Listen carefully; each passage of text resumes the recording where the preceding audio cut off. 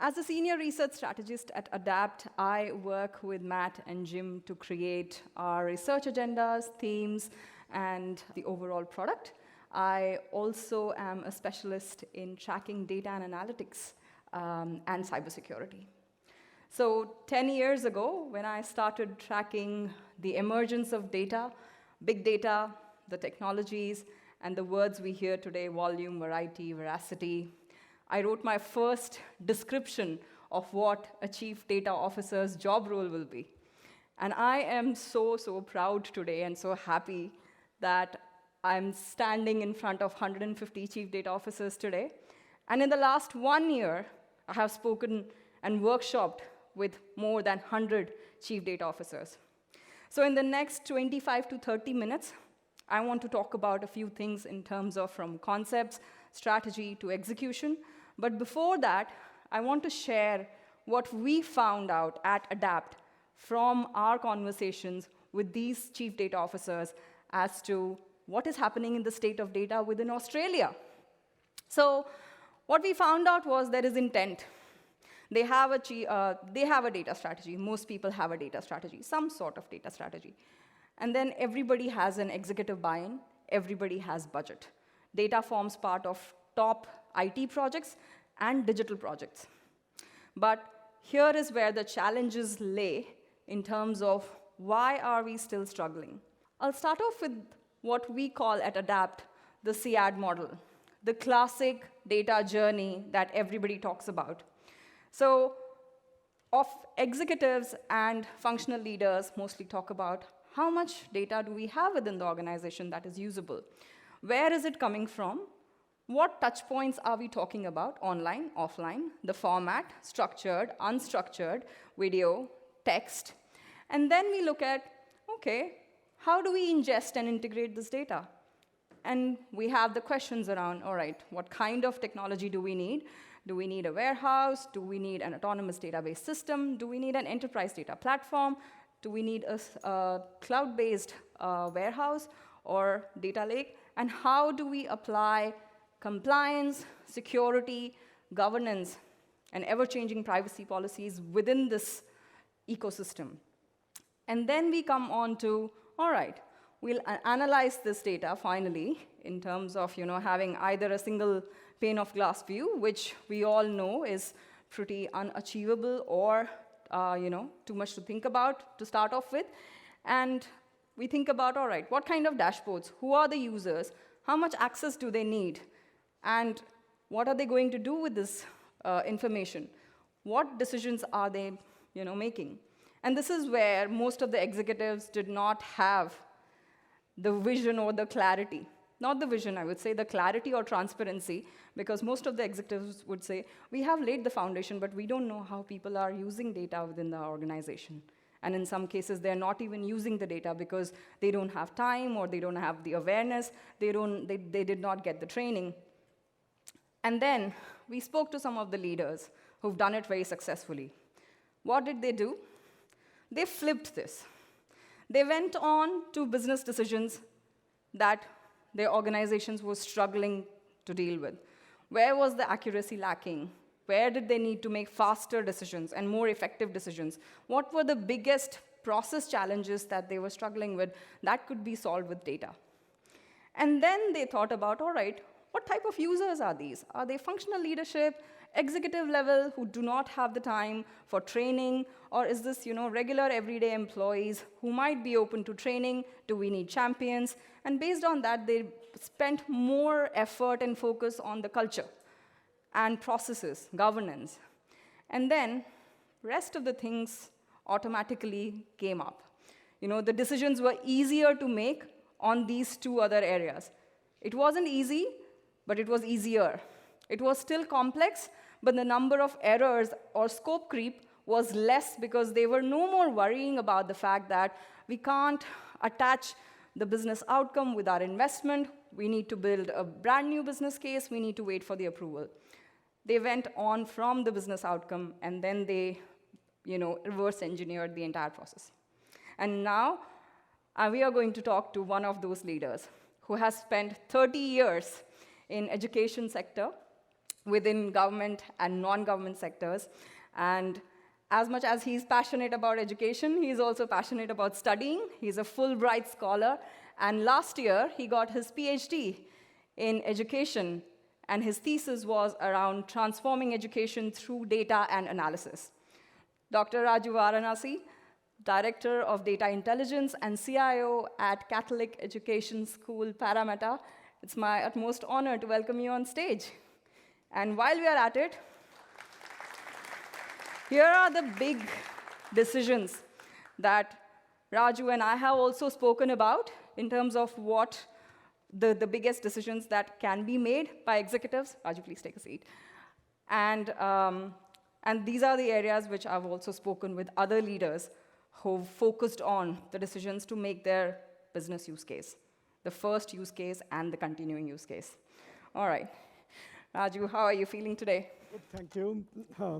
I hope you can hear me clearly. Yeah. Thank you, and that's a very generous introduction. Thank you. Yeah, I think we have 24 minutes to sort of get into a crux your 6.5 years of data strategy and execution.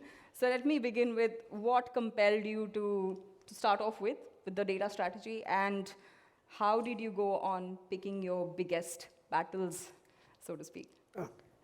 Firstly, how did we start? By the way, I work at the Catholic Education Office in Parramatta. We have 80 schools spanning from Granville to Blue Mountains, and 43,000 students. So 22,000 in secondary and 20,000 in primary. So in a way, it's like an average-sized university, but split over or spanning over 80 schools. I know education is not the most complex business, but I'll just give what happens. Education is in one way very lucky.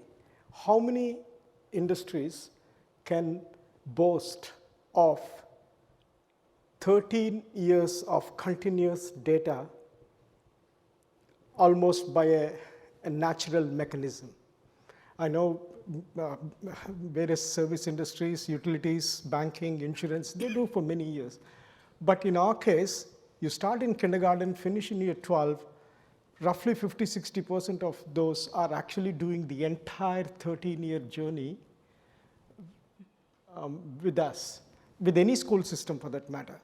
So I asked the first question, we have so much continuous data, where is it? And when I joined as CIO, prior to that I was in the department as a director of innovation. And to my utter surprise, the finance people had finance data. This is nothing new. The HR people had HR data. The learning people had the literacy, numeracy, progress. And then facilities people had, their recurrent expenditure, capital expenditure, this, that. Everyone had data. We had a strong data mindset, but we did not have an analytics strategy. I didn't even, so the first task I was given by my executive director, Greg Whitby, was, Raju, we need an analytics strategy. So data led to analytics, analytics led to insights, insights led to actions, actions led to, we don't use the word performance as strongly as progress. And that can be a cultural issue in schooling systems, because obviously we want high academic performance from students, but we all agree, and we all have children, we want them to progress in life in all that it entails. So we don't want this pure academic pressure of performance. So what we did is we brought all these data sets into a data hub, and we had two tools. I'll name the tools, but there could be many, many tools. In our case, we basically had the SQL database, Alteryx, as the, in your flow diagram, Aparna, you mentioned about integrate, which had all the blending, curating, preparation. So we used Alteryx. And then in visualizing dashboards and then role-based access, we currently have 800 visualizations spanning 200 dashboards on every aspect of business, and every principal is as familiar as anyone in this room on in terms of use of dashboards. Wow. In 6 years on. In fact, they have already taken the game on because when we started predictive analytics, and all of you know HSC, year 12, we have been predicting HSC results 1 year before with 93% accuracy.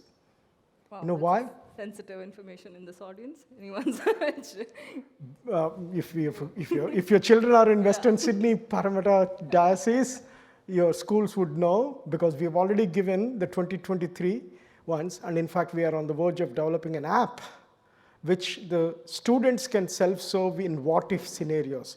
What if my attendance goes up? What if I take biology instead of chemistry? What if? So this morning and even just then, Peter Wheel and Paul Coben were discussing about how the analytics and the control, I don't use the word control tower.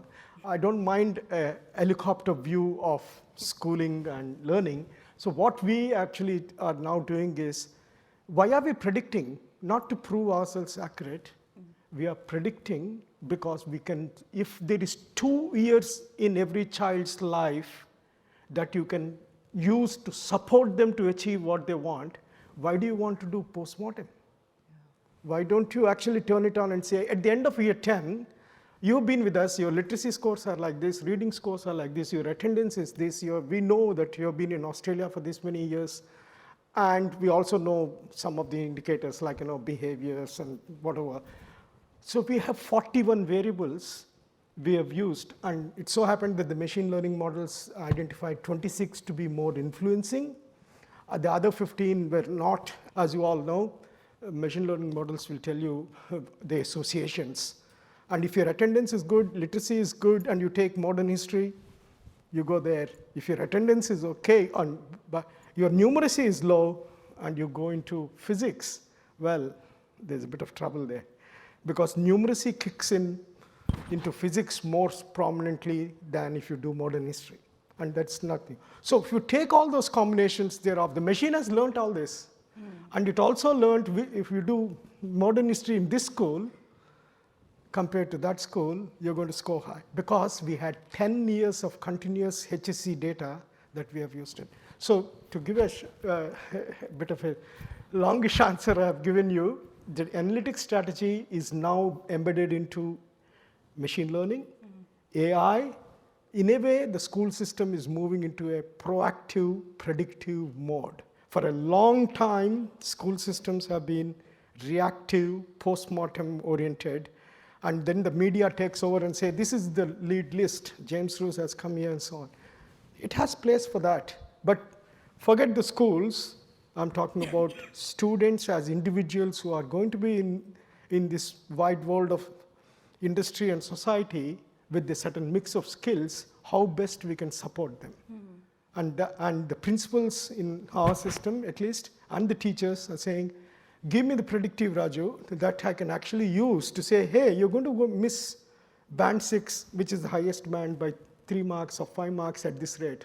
They don't use the word machine learning. They just say, at this rate, you'll seem to be, which inspires the teacher, the student, the system to say, wow, they can do better. So ultimately, we exist as a school system to get the best out of the students, the potential of the students. So that's what analytics is. It's a human endeavor.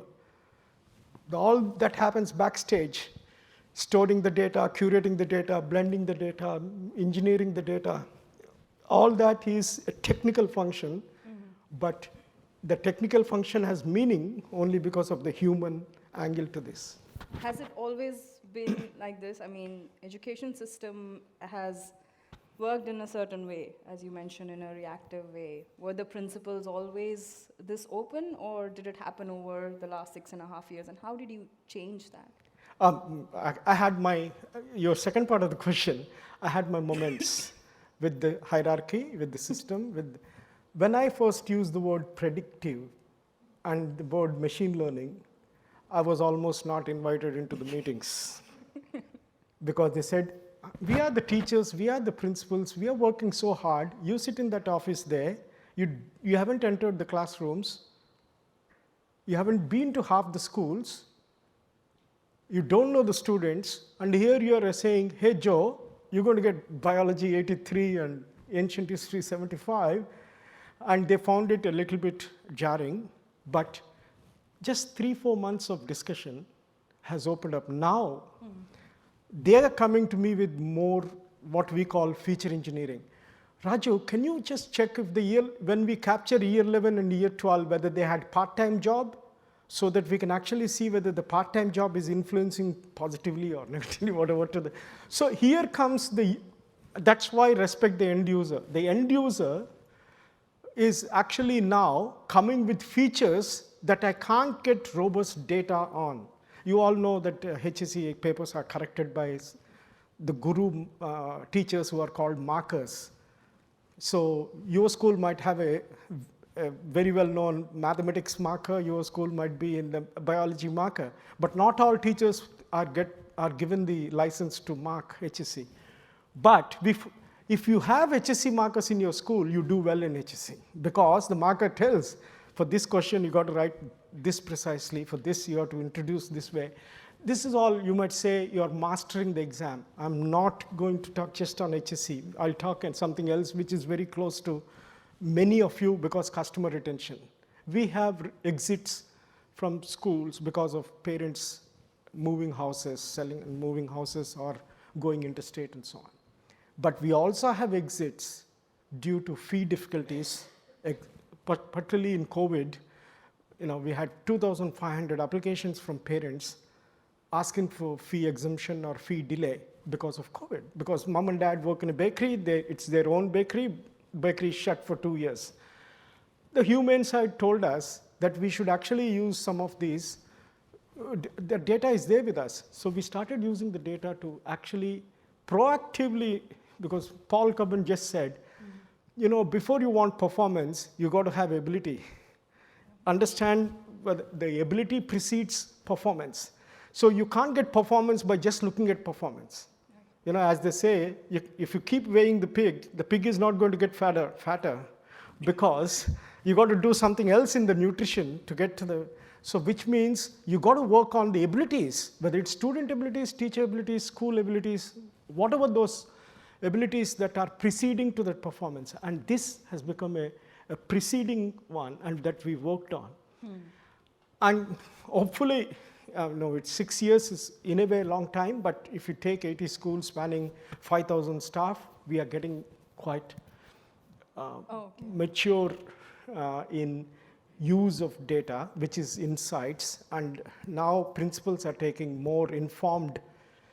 We don't use data driven as much as data informed, because the word drive is a little bit, so we are more data informed than ever before due to the analytics strategy. And it's implemented across your 80 schools at the same level? Same level, it's role-based. You get to see your school, you get to see your school. Okay. Because the details are granular. But there are overarching trends across all 80 schools, which we actually give permissions for all the leadership. We call them the senior leadership. So because principal in school A becomes principal in school B in next year, because we can move our principals based on.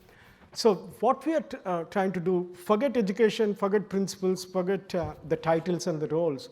What is important? You might be a multi-site bank, you might be a multi-site utility company, multi-site service agency, logistics agency, doesn't matter. I think overall what it means is the business users want quick insights.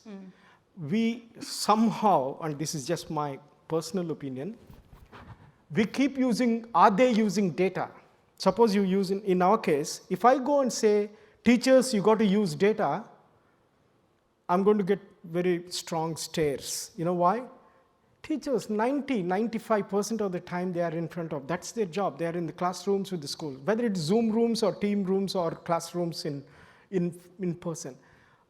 So it's a misconception that we have to make teachers use more data as if they got to create the tables and manipulate the tables. In our case, we got to just say, Joe hasn't been coming for 3 days in a row.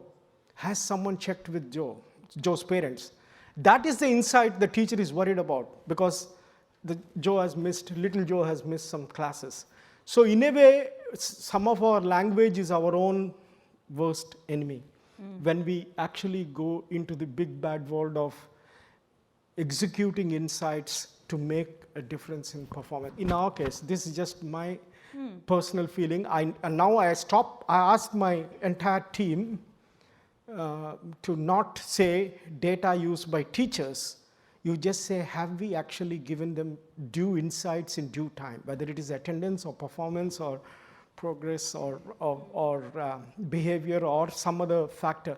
So I think that makes a difference, because a teacher is not going to be naturally tuned to saying, oh, I entered the profession to manipulate data. I like working with children. I like sharing my knowledge, my pedagogy, or whatever. I'm not here to manipulate data. So I don't think I know people ask, are they using data? Even my colleague directors ask me, are they using data? I said, they are using insights. So I don't correct them directly, but I do actually say, insights is what actually going to take the next bit, which is actions. And the actions to impact, we just discussed in one of the roundtables, is even bigger challenge. So if we talk about difficulties, I'm not having that much difficulty from making data come to life, but I'm having reasonable when that actionable data is not lifting what we call performance or progress or impact. So I think that is the bigger challenge. And is that why I met your team member whose designation interested me? Gina. Data storytelling. Yeah. Is that why you have both? One? Okay. Yeah, both of Tell us. us a little bit more about your team in terms of how you're working with them differently to move the dial from this place to that place. My own title is probably a bit new to a lot of people, data intelligence, and this was christened by my executive director, Greg Whitby. He said, Raju, I'm not going to just call you CIO, I'm going to call you data intelligence. And he wanted intelligence to be the driver, which is an aggregate form of insights is intelligence in one way. And 6 months later, he said, you're going to have a data storyteller. I said, yes, that's good. Where did you read? His name is Greg. So I said, Greg, where did you read about data storytelling? Oh, Raju, I'll tell you, you need a storyteller. And one of his own staff members who was doing a lot of policy advice, Gina, she was here. She just had to go because her kids' school time has come. But she basically was a strategic advisor with policy mindset, but with data now. And she's now working with me as a data storyteller. And we are now telling school stories, strategic school stories. Because there are schools which are 2 years old, as in Box Hill. There are schools which are 100 years old in Parramatta. One of the oldest schools in Parramatta region is a Catholic school, which is in our diocese, and more than 100 years old. So you have different types of buildings, culture, growth, but they are in the mix, and we want to bring all of them to a certain level of maturity in using data. And we were lucky that the foundations are strong. I can't claim that the journey has reached its end. There is no end to this, as someone said. But the future is basically we are more going into the machine learning. I don't use as much AI because it's a much bigger field, but machine learning. Because this much data, if you can use to improve the human condition, whether it is in health, it is the health condition. In education, it is the learning affordances. Why do you want to call Joe that you are not reading well when you can actually get some signals to say in that classroom with their classmates that their text level of reading is, say, 20 rather than 30? You can do something with certain ability. And that's what this data for me, what drives me to look at data is the human side of, because these are just pulses and signals of what's happening to the young people who are in our educational care. And we have that responsibility to say, have I listened to the right pulses to help them? They have bad days. And there are some days, and I actually mentioned in one forum, there was a kid who was not just coming on Tuesdays. Only on Tuesdays, the year 5 student was not coming, a boy. Can anyone guess why?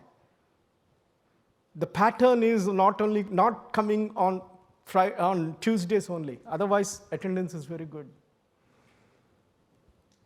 Yes. Close. Actually, it's related to sport. Does anyone want to guess? I've given another clue, but I'm absolutely quite close. The student loves sport, doesn't have sport shoes. And his classmates were teasing him. And he told his mom, and a single mom in Western Sydney, in some of the socioeconomic. I mean, people had tears in their eyes, and the principal actually did a remedial thing, that is buying an immediate pair of shoes and sending it home. Because the mom, when we rang the mom, because he said, why is so-and-so not coming only on Tuesdays? This is general performance is good. Things are all quite good, but not on Tuesday. Who would have guessed behind this simple data point is a huge human side, that is, the parent couldn't afford sports shoes. She apologizes to the principal that I'm saving money. I'm going to probably in 3 weeks' time will be able to buy a pair of shoes. The principal was so moved, a $60 pair of shoes or whatever, bought. I mean, we are a Catholic system. We have care as one of our major emphasis. And the principal sent it home. Yeah. And the boy regularly was coming. I checked the data. No, I'm just kidding. But this is how the human side of data can turn us on. Everyone knows the hard technical data, but there is a human side of, particularly in our business. And that's what is really my passion. That's a very touching story, and you've told me about that before. We have about 2 minutes, and I want to get your take on pitfalls. Like, if you had to do all of it again, what would you do differently, and any mistakes you'd avoid? If I have to do differently, I think I would probably be more daring, actually. In 2016, when we started the analytics strategy, I said, I'm not going to talk predictive. I'm not going to talk about, workforce allocations and so on. I waited until people are a bit more receptive of the normal things like everyday schooling, which is literacy, reading, numeracy, attendance. These are your, it's everyday equivalents of your bank balances, reserves, and interest rates, and so on, in that sort of thing. But if I had to do differently, I would have been even more, because I didn't know that my principals, and luckily the whole executive and the executive director was so tuned in on data. Probably I could have even gone a bit faster, but that's okay. At least that is, it's good to know that there was so much traction in the early years. And now we have gone to more use cases in predictive analytics. We are broadening what we call more deployments in machine learning models, and that's not a bad space to be in. If all that can show, happy children, confident, resilient, and facing the world that is getting tougher post-COVID.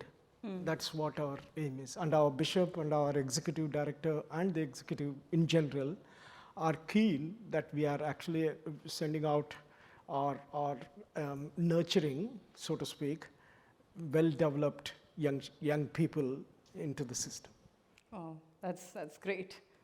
This was a great conversation, Raju. I'm sure we can talk more about it, but yeah, great insights. And yeah, please feel free to continue the conversation. Thank you for having me, and thank you, Adapt, for having me. Thank you, Raju.